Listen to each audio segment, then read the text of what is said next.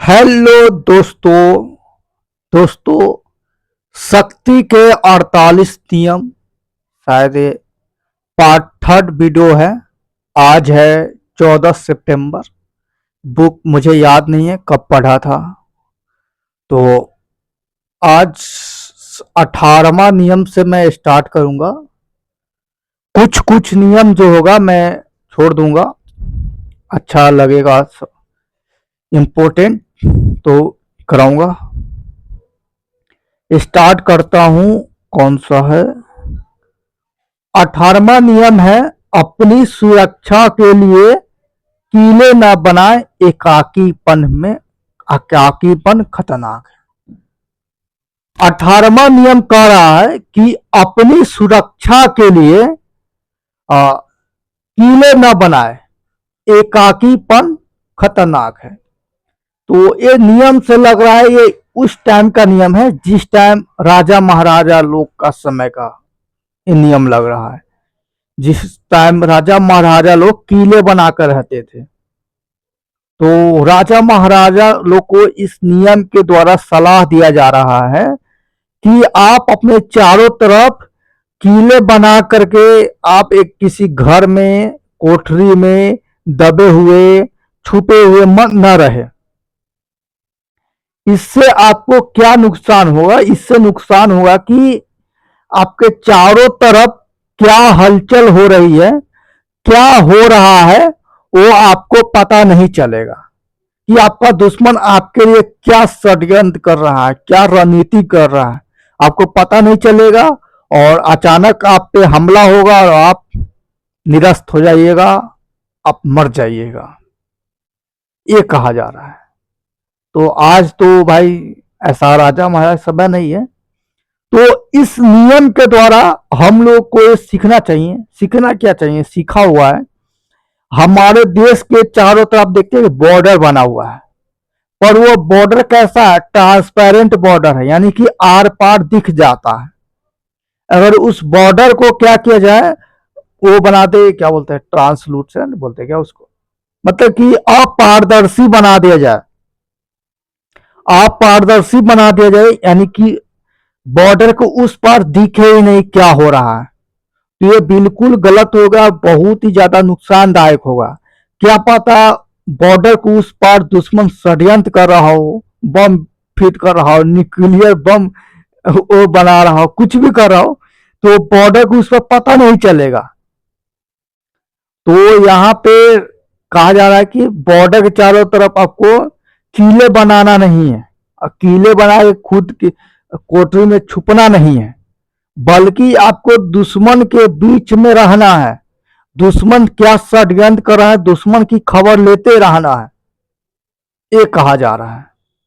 अब जैसे आपको रियल लाइफ का बताते हैं, मैं बिजनेसमैन, छोटा मोटा मैं बताता हूं। जैसे कि मान लो कि मैं दुकान खोले हुआ हूं फोन बैक कवर का, तो मैं फोन बेच रहा हूं, सॉरी फोन कवर बेच रहा हूं। रात का नींद, एक मिनट, फोन कवर बेच रहा हूं। ये कवर 30 रुपए का बेच रहा हूँ, 40 रुपए बेच रहा हूँ। मेरे पास जो आइटम है वो मैं बेच रहा हूँ, और मुझे आसपास का दुकानदार का खबर ही नहीं है। आसपास का जो कंपटीटर है उसका खबर मैं नहीं रख रहा हूँ। सिर्फ मैं अपना सामान बेच रहा हूँ। कस्टमर जितना भी आए, कम आए, ज्यादा आए, एक आए, ना आए, बस बेच रहा हूँ, अपने ही सिकोरा हुआ हूँ, खबर नहीं रख रहा हूँ। तो क्या होगा ना, यहाँ पे मैं लुटा जाऊंगा, मैं बर्बाद हो जाऊंगा, क्योंकि मेरा कंपटीटर संघर्ष कर रहा होगा, मेरे मात देने के लिए प्लानिंग कर रहा होगा। वो क्या प्लानिंग करेगा? तो देखेगा कि भाई ये 30 का बेच रहा है, मैं 30 का बेच रहा हूं ना, तो वो सस्ता बेचेगा, 25-20 बेचेगा, कम ही प्रॉफिट पे वो बेच देगा, कम मार्जिन पे ही बेच देगा, और सारा कस्टमर को कैच कर लेगा। मैं ये भी नहीं सोचूंगा कस्टमर आ क्यों नहीं रहा है, जा क्यों नहीं रहा है, जा रहा है तो कहाँ जा रहा है, आ क्यों नहीं रहा है, मतलब ये कुछ अपने आसपास खबर नहीं रखूंगा। बस अपने चारों तरफ दुकान है, उसी को सजा कर उसी के अंदर टिका रहूंगा, तो फिर हमारा दुकान बंद हो सकता है। तो इस नियम के द्वारा आपको कहा जा रहा है कि आपको अपने जो कंपटीटर है, दुश्मन है, उस पर नजर रखना है, खबर रखना है, उसकी हर एक मूवमेंट का वो खबर रखना है, क्या कर रहा है क्या नहीं कर रहा है। ठीक है, बिजनेस मैन है आप, तो आपको देखना है कि सामने वाला कैसे दुकानदारी कर रहा है, क्या तरीका अपना रहा है, क्या षड्यंत्र अपना रहा है कि कस्टमर उसके तक खींचा जा रहा है, मेरे पास क्यों नहीं आ रहा है, कैसा माल रख रहा है, कैसा डिजाइन रख रहा है, आपको ये देखना पड़ेगा। और करोल बाग में सब देखता ही है, देखता है, स्टाफ लोग रखे रहता है, हेल्पर लोग, उसका एक दो का काम ही रहता है कि भाई कंप्यूटर का पता करो, वो बेच रहा है, उसका बिक रहा है कि नहीं, बिक रहा है तो क्यों बिक रहा है, किस प्राइस पे बेच रहा है, वो कौन सा डिजाइन रखा है जो कस्टमर लोग पसंद कर रहा है, ऐसा करता है। यानी कि आसपास का वो ना दुश्मन को भी खबर में रखता है, ध्यान में रखता है, ये नहीं कि अपने में मस्त रहे, दुश्मन को नजरअंदाज करता है, भूल जाए। ठीक है, इस नियम से आप समझ गए, इतना में ही आपको समझ में आ गया होगा। अगला नियम बताता हूं मैं आपको। 19वां नियम क्या कह रहा है, यह जाने कि आपके सामने कौन है, गलत व्यक्ति को नाराज न करें। 19वां नियम कह रहा है कि आपके सामने, यानी कि आपके सामने जो व्यक्ति है वह कौन है, अगर वो गलत व्यक्ति है तो भूल कर भी उसको नाराज ना करे, ये कहा जा रहा है। जैसे हम लोग अजनबी से बात कर लेते हैं, ठीक है, और अजनबी के बारे में कुछ भी पता नहीं होता है कि वो बंदा कैसा है। आप ये मत कहिए कि मैं तो उनके हाव भाव से, उनके कपड़े ढंग से, पहनावा से मैं पता कर लेता हूं कि उसका हाव भाव कैसा है, नियत कैसा है, इंटेंशन कैसा है। ठीक है, इससे पता कर लेता हूं, पर ये नहीं कंफर्म नहीं हो पाता कि अगला बंदा सही है गलत है। तो यह जाने कि आपके सामने कौन है और गलत व्यक्ति को नाराज न करें। पहले बात है कि आप सामने वाले व्यक्ति को जाने, आप क्लास में है तो क्लासमेट को जाने, आप बिजनेस लाइन में है तो बिजनेसमैन को जाने कि भाई इसका एक्चुअल में बिहेवियर कैसा है, तो इससे टक्कर लेना है कि नहीं लेना है। मान लो कि आप बिजनेसमैन हो और आपका कंपटीटर है, आप उससे बेमतलब के टक्कर लेने जा रहे हो, आपको पता नहीं है कि वो भाई बहुत खतरनाक भी हो सकता है, पावरफुल भी हो सकता है, नुकसानदायक भी हो सकता है, आप ये नहीं जान रहे हो और फिर भी आप उससे जाकर उलझ रहे हो। पहले बात तो उलझना नहीं है, उसको दिखाना भी नहीं है कि भाई तुमसे मैं टक्कर कर रहा हूं, तुमसे कंपटीशन कर रहा हूं, ये दिखाना भी नहीं है। ठीक है, नहीं तो फिर कंपटीशन में उलझ जाइएगा आप। और दूसरा है कि आपको पता चल जाए कि भाई ये खतरनाक व्यक्ति है, सीधा साधा नहीं है, मासूम नहीं है, मतलब ये खतरनाक व्यक्ति है। जब आप जान जाए तब भूल कर भी उससे उलझे नहीं, उसे नाराज ना करे। गलती हो जाए आपसे या उनसे तब बस हाथ जोड़कर साइड हो जाए, नहीं तो फिर आपका दुकानदारी नहीं चलेगा, आप उलझ जाइएगा। समझ रहे हैं ना, दो बंदर की आपने सुना होगा ना कि दो बिल्ली जो था आपस में उलझने लगा और फायदा बंदर उठा लिया। तो आप दो दुकानदार वाला उलझेगा तो तीसरा दुकानदार वाला फायदा उठा लेगा। समझ रहे बात को, तो मैं दुकानदार की एग्जांपल दे रहा हूँ, आप रियल लाइफ में भी देख सकते हैं। अब जहाँ जिस लाइन में आप जुड़े हो, पढ़ाई लाइन में जुड़े हो, पढ़ रहे हो, तो आप कंपटीटर से उलझ गए, समय बर्बाद एक दूसरे कर रहे हैं, तीसरा फायदा लेके चला जाएगा, फायदा तीसरा मात लेके चला जाएगा। ठीक है, अगला नियम मैं आपको बता रहा हूं, क्या है अगला नियम, किसी का पीठू ना बने। सिंपल सा, किसी का पीठू ना बने। पीठू का मतलब यहाँ पे हो सकता है चापलूसी, समझ सकते हैं, मेरा माइंड कर रहा है पीठू मतलब चापलूसी। जैसे नहीं होता कि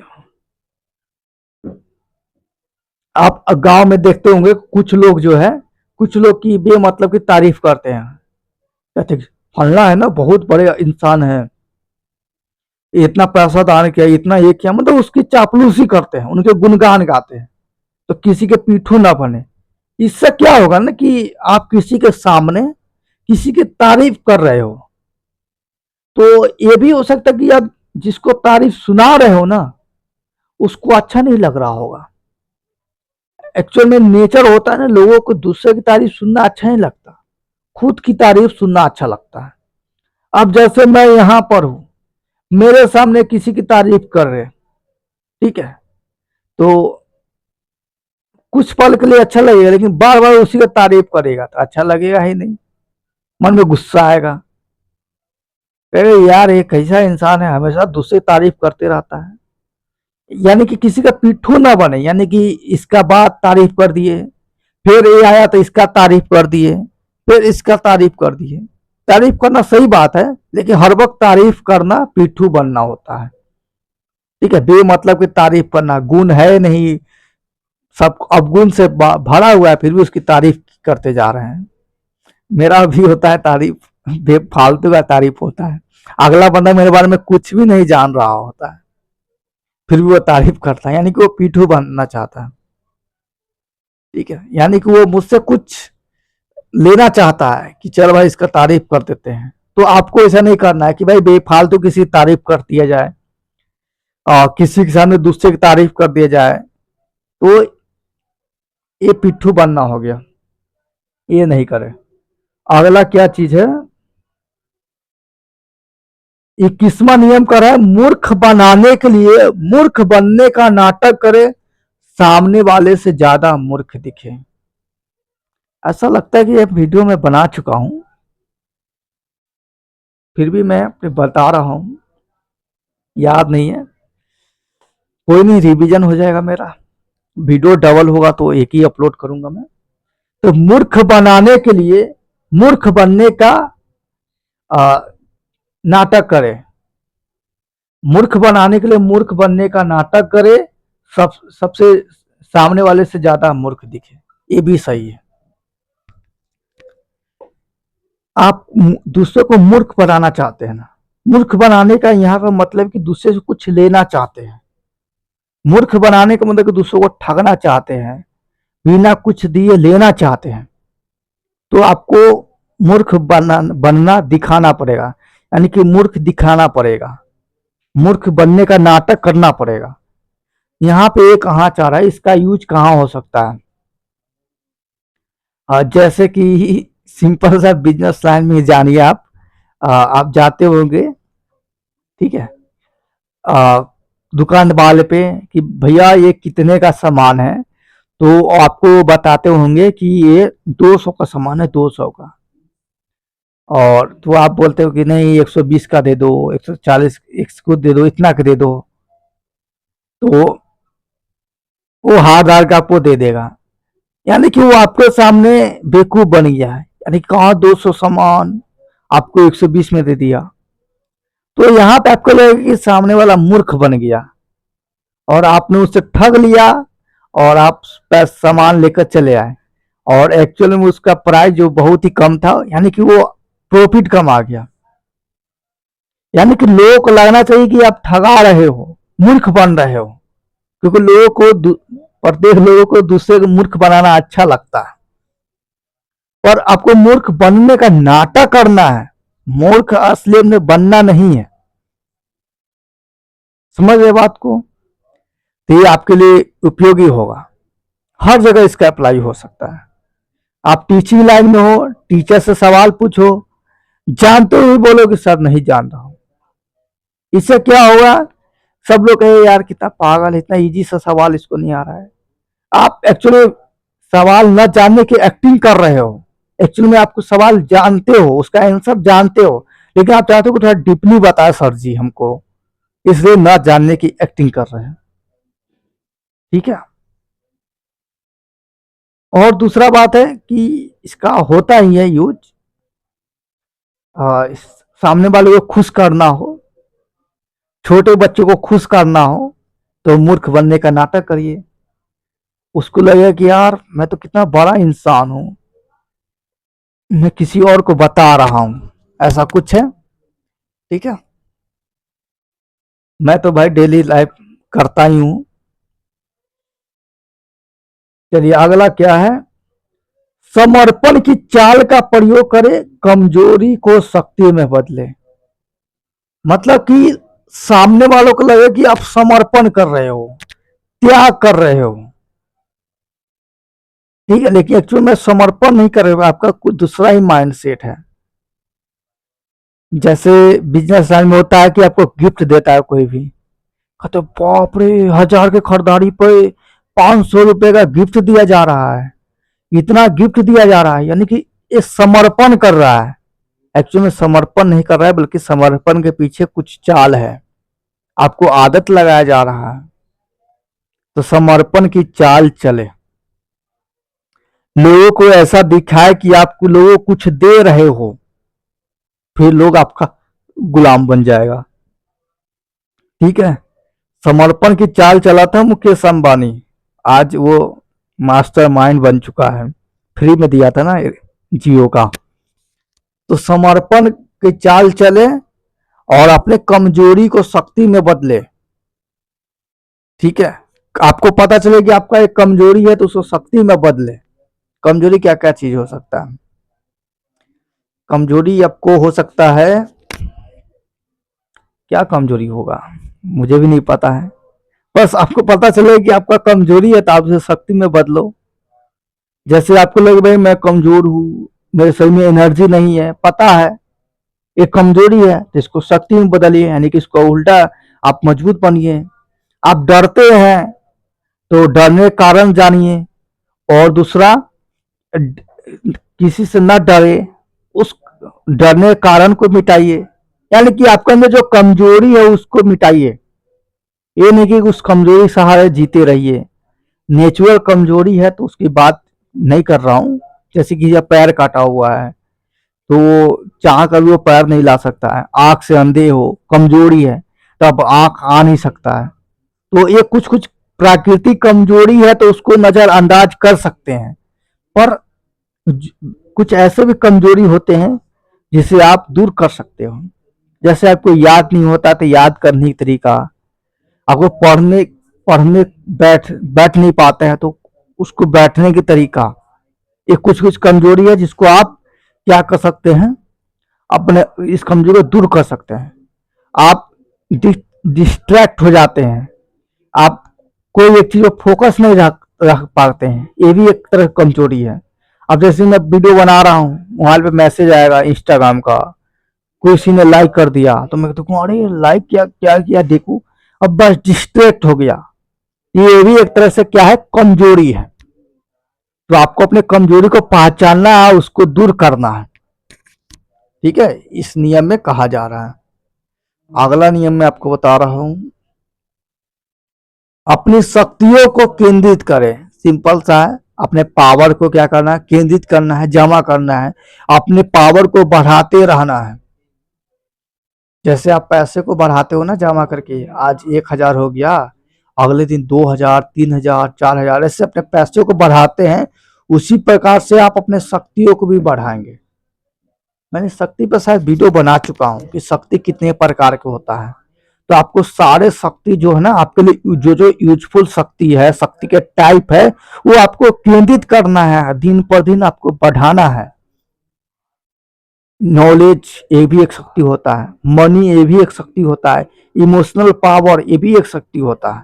तो शक्ति के बहुत सारे टाइप्स होता है, तो आपको जो जो आपको यूजफुल लग रहा है ना शक्ति, वो उसको आप बढ़ाते जाइए। आपको लग रहा है कि भाई मुझे मसल्स बढ़ाना चाहिए और फिजिकल कुछ बढ़ाना चाहिए, तो उस पर भी काम करते रहिए, यानी कि आपको अपना शक्ति केंद्रित करना है, बढ़ाना है। अगला है आदर्श दरबारी की भूमिका निभाए। ये दरबारी आ गया, वही है आदर्श दरबारी, वो होता है जो राजा से अपनी असलियत छुपा लेता है, ताकत छुपा लेता है, ऐसा कुछ है, इसको इग्नोर कर रहा हूं मैं।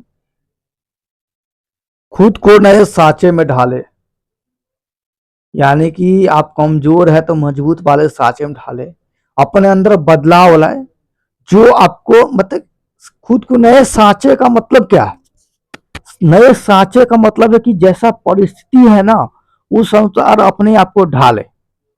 अब जैसे मान लीजिए कि आपको गर्मी बर्दाश्त नहीं होता है, आप अपने घर में हमेशा एसी में रहते हैं, पंखे में रहते हैं, लेकिन किसी कारणवश किसी के शादी में, किसी रिश्तेदार के यहाँ, नानी के यहाँ जाना पड़े और वहां पे पंखा एसी कुछ है नहीं, तो आपको ऐसा नहीं करना है वहां से भाग आना है, हट हट, नानी करने से जाना नहीं है, मामा करने से आना जाना नहीं है, मैं चला जाता हूँ अपने घर, एसी में सोऊंगा, फिर से यहाँ नहीं रह पाऊंगा।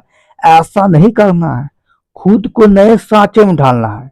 नए सांचे का मतलब कि नए परिस्थिति में ढालना है। अच्छा नानी यहाँ गर्मी बहुत है, कोई बात नहीं, इस गर्मी में अपने आप को ढालूंगा, इस गर्मी को महसूस करके ढालूंगा। ठीक है, आप बहुत बड़े पैसे वाले आदमी हैं, हमेशा अच्छे से चीज खाते हैं, पकवान खाते हैं, बड़े महल में रहते हैं, अचानक आपकी स्थिति डगमगा गई, नसीब आपका डगमगा गया और आप पहले की स्थिति की तुलना बहुत ही ज्यादा कमजोर हो गए, फाइनेंशियली कमजोर हो गए। आप अब पहले की तरह खा नहीं सकते हैं, पी नहीं सकते हैं, सो नहीं सकते हैं। तो आपको यहाँ पे क्या करना होगा कि जैसा सिचुएशन आया ना, जैसा परिस्थिति बना, आपको उसी हिसाब में ढल जाना है। यानी कि आपको बिल्कुल पानी जैसा बन जाना है। पानी, पानी को आप जिस भी कटोरे में रखो, जिस भी बर्तन में रखो ना, वो वैसा आकार ले लेता है। तो आपको भी वैसा ही बनना होगा, यानी कि आपको जैसा परिस्थिति दे दिया जाए, आप उस परिस्थिति में ढल करके, मुस्कुरा करके, एंजॉय करके आप दिखाइएगा। ठीक है, यानी कि हर एक खुद को सांचे पे ढालना शुरू कर दीजिए।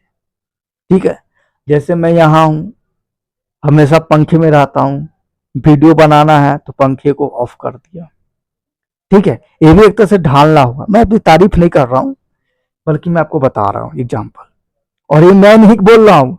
आप जब क्लास 10th में पढ़ोगे ना, तो एक सिद्धांत आता है, प्रतिकूल परिस्थिति योग्यता का उत्तरजीविता, ऐसा कुछ नियम है, डार्विन साहब ने दिए थे।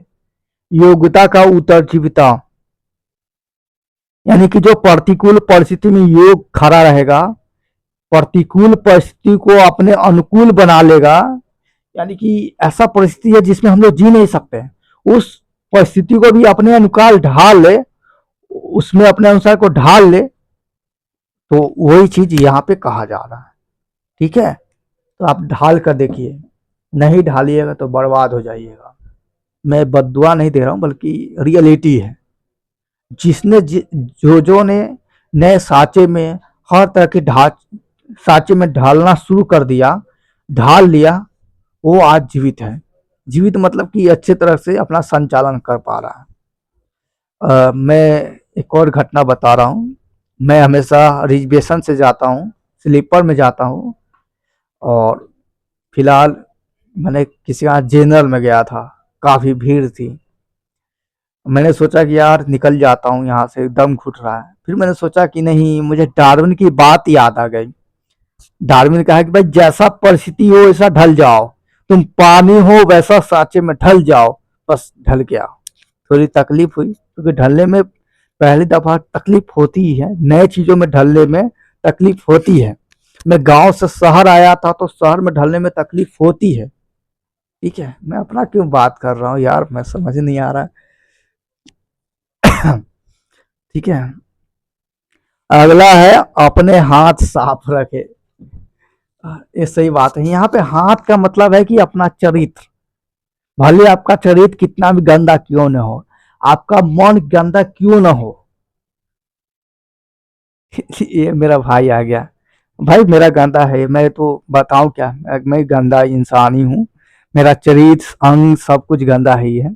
बस मैं नियम आपको समझा रहा हूँ कि आपका जो हाथ है ना, अपना हाथ हमेशा साफ रखें। साफ रखने का मतलब है कि आप पे कोई इल्जाम नहीं रहना चाहिए। देखते हो ना बड़े बड़े बिजनेसमैन, छोटा भी उस पर छीटक पड़ता है ना, कीचड़, फटाक से उसको धो लेता है। देखता है कि कहेगा कि सरकार आप जो प्रोडक्ट बना रहे हैं ना उसमें कमी है, तुरंत ही 1-2 करोड़ रुपए निकालेगा, सामने वाले को दे देगा, मुंह बंद करा देगा। कहेगा भाई मेरा हाथ साफ रहने दे, हमेशा हाथ साफ दिखाए। ठीक है, तो यहाँ पे वो कहा जा रहा है कि अपना हाथ साफ रखे। आपके अंदर लाख बुराई है, लाख बुराई, यानी कि आपको किसी को देखकर लालच आ जाता है, किसी सामान देखकर मोह आ जाता है। आपके अंदर किसी लड़की को देखकर, किसी लड़का हो तो लड़की को देखोगे तो कुछ ऐसी इच्छा आ जाती है। तो ऐसा नहीं कि इस सबको ले जाकर सोसाइटी में उगल दे, उजागर कर दे, कुछ होगा नहीं, बल्कि आपसे लोग नफरत करने लग जाएंगे। तो आपको क्या करना है ना कि आपका जो अंदर रहने दो भाई, उसको गंदगी को अंदर रहने दो, बाहर से साफ दिखो। क्योंकि कुछ हद तक ही व्यक्ति अपना गंदगी साफ कर सकता है, क्योंकि ये गंदगी नेचर के द्वारा दिया गया है। भले हम लोग उसे गंदगी, समाज गंदगी बोल रहा है, लेकिन वो एक तरह से गुण है। अब समाज तो भाई अपने अकॉर्डिंग, संचालन के अकॉर्डिंग और उससे गलत गुण अवगुण मानता है। ठीक है, तो आपको भी समाज में रहना है, तो आपका जो है ना गंदगी कुछ भी उसे छुपा कर रखना है, अपना हाथ साफ रखना है, ऐसा नहीं कि उगलते चला जाना है। ठीक है, आपको अपने बात पे, लहजा पे ध्यान रखना है। आप भले छोटे सोसाइटी से आते हो, मान के चलता हूं, जहां पे आप गाली गलौज होता है, बहुत भयंकर गाली गलौज होता है, और आप भी बहुत भयंकर भयंकर गाली देते हैं, जिससे सुनकर कान, सामने वाले कान फट जाए, कान से खून आना आ जाए, चक्कर आ जाए, कोमा में पड़ जाए, ऐसे ऐसे गाली आपको आता है। और आप कहीं पे जॉब करने चले गए, तो वहां पे ये गाली दोगे ना, ये वाले कुछ रंग दिखाओगे, तो फिर आपको नौकरी से निकाल दिया जाएगा। तो वहां पे आपको चरित्र साफ रखना है। आपको बताना ही नहीं कि मैं ये सोसाइटी आता हूँ, गाली गलौज वाले सोसाइटी से आता हूँ, नुक्कड़ से आता हूँ, झुग्गी से आता हूँ, ऐसा कुछ दिखाना नहीं है। न मैं आपको जो इमेज है क्लीन रखना है, हाथ साफ रखना है।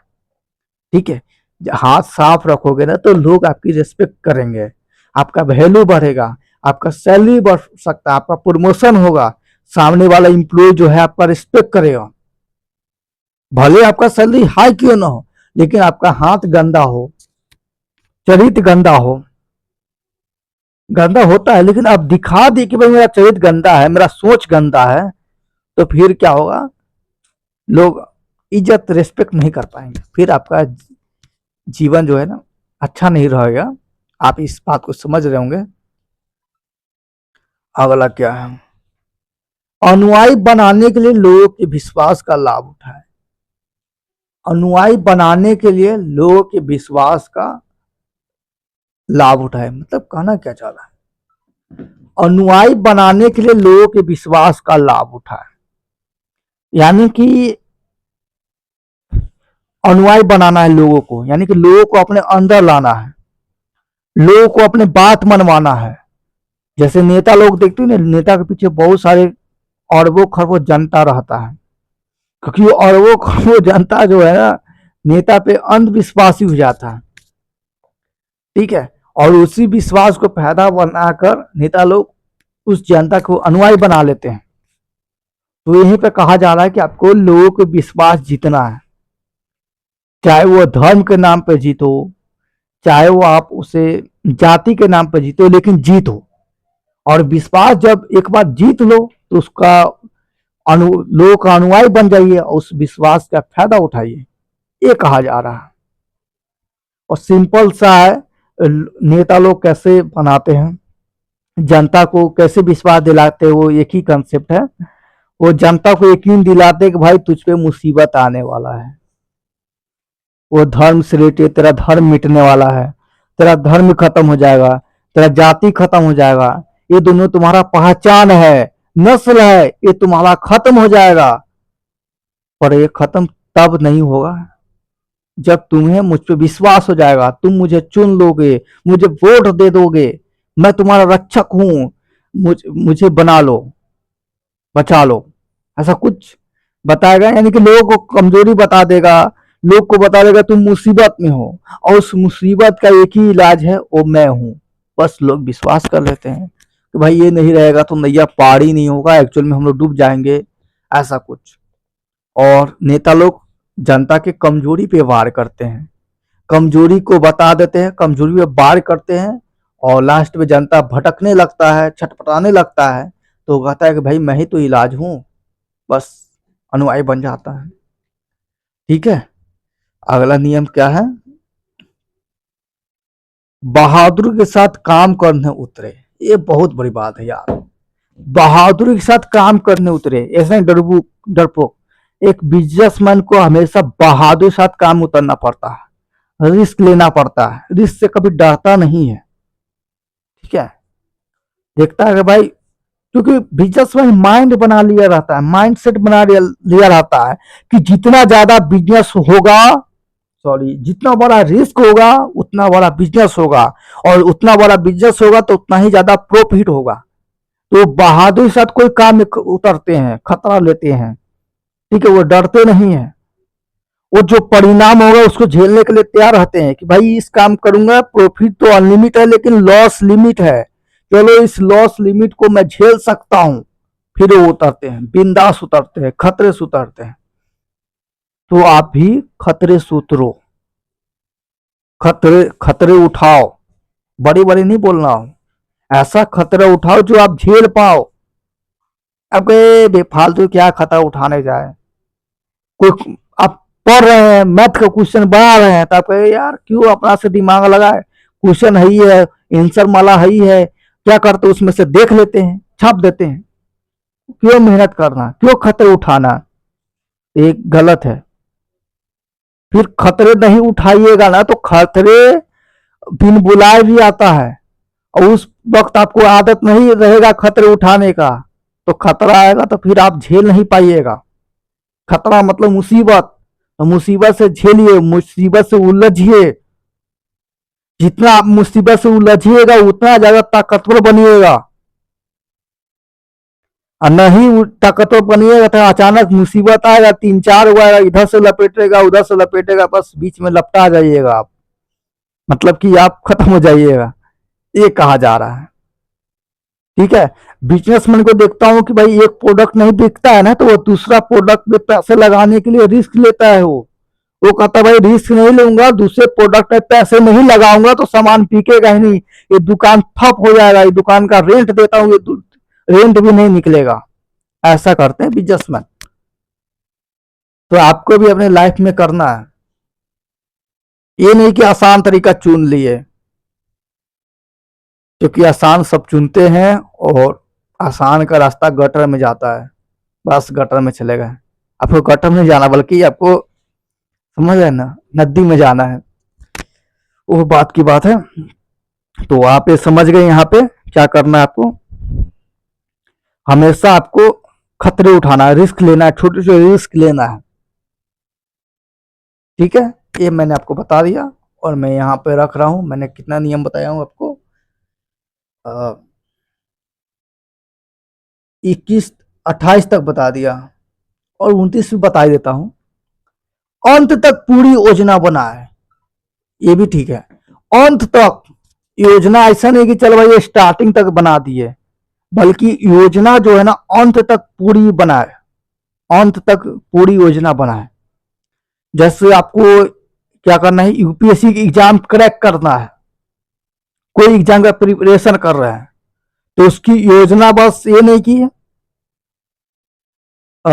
शुरू में बना ले, या ये नहीं कि आपको बस इतना समय के बाद इतना करना है, ये पढ़ना है वो पढ़ना है, बल्कि आपको अपडेटेड योजना बनाना है। आपको लगेगा भाई 5 घंटा योजना जो बनाए थे शुरुआत में उससे यूपीएससी क्रैक नहीं होने वाला है, तो आपको योजना को अपडेट करना होगा, उसको इंक्रीज करना होगा। ठीक है, आपने योजना बनाया था कि भाई हिंदी पढ़ूंगा, और लेकिन आपको बाद में लगने लगे नहीं हिंदी तो कंप्लीट हो गया है, दूसरा कुछ पढ़ूंगा। यानी कि आपको अंत तक अपने योजना पर काम करना है, अंत तक सिचुएशन के अकॉर्डिंग आपको योजना बनाते रहना है। ठीक है, अंत तक आपको योजना बनाते रहना है, ऐसे ही था ना, अंत तक पूरी योजना बनाए। ठीक है, यानी कि जब तक आप खेल जीत ना पाए, आप जब तक खेल को पूरा जीत ना ले तब तक योजना बनाते रहे, पूरी योजना बनाना है। ये नहीं कि एक ही योजना पे टिके रहना है, एक योजना का मतलब तरीका, तरीका आपको बदलना है। एक तरीका काम नहीं कर रहा है, उस तरीका से उम्मीद नहीं आ रहा है कि जीत सकते हैं, तो उस तरीका को क्या करो, आप बदल दो, उसमें कुछ अपडेट कर दो। ठीक है, बिजनेसमैन करता ही है। एक प्रोडक्ट नहीं बिकता है तो क्या करते हो, फिर योजना बनाते हैं कि चल भाई दूसरा प्रोडक्ट लाते हैं, ये भी नहीं चला तीसरा प्रोडक्ट लाते हैं, मतलब अंत तक योजना बनाते हैं, जब तक एक परफेक्ट अब बड़ा बिजनेसमैन नहीं बन जाते तब तक योजना बनाते रहते हैं। अब बनने के बाद भी नहीं रुकते हैं, वहां तक आगे भी योजना बनाते रहते हैं। नियम कानून जो बोलते हैं ना, वो बनाते रहते हैं, रुकते नहीं है। तो आपको भी ऐसे ही करना है। आप स्टूडेंट है, कुछ भी है आप, तो आपको योजना अंत तक बनाते रहना होगा। ठीक है, योजना बनाना छोड़ना नहीं है, अंत तक पूरी योजना बनाना है। जैसे आप यूपीएससी एग्जाम निकल गया तो ऐसा नहीं कि रेस्ट कर लेंगे। अब आपको अब और योजना बनाना है कि फिर कैसे शासन करूंगा, कैसे नेता लोग से, गुंडे लोग से निपटूंगा, ये भी आपको योजना बनाना होगा। तो आप बात समझ गए ना, मैं इसको दोहरा नहीं रहा हूं। तो अंत तक आपको योजना बनाना है, आपको देख लेना है कि आप जिस लाइन में हो, और तो वहां पे आपको योजना बनाते रहना है। आपको योजना बनाने आना चाहिए। योजना बनाने के लिए इंफॉर्मेशन कलेक्ट करने आना चाहिए, कैसे बनता है डिस्कस करना चाहिए। ठीक है, तो ये इसको खत्म करते हैं। 29 तक मैंने आपको बता दिया हूँ, अगला वीडियो 30 से आएगा। अभी 18 बचा हुआ है ना, वो भी धीरे कंप्लीट कर दूंगा।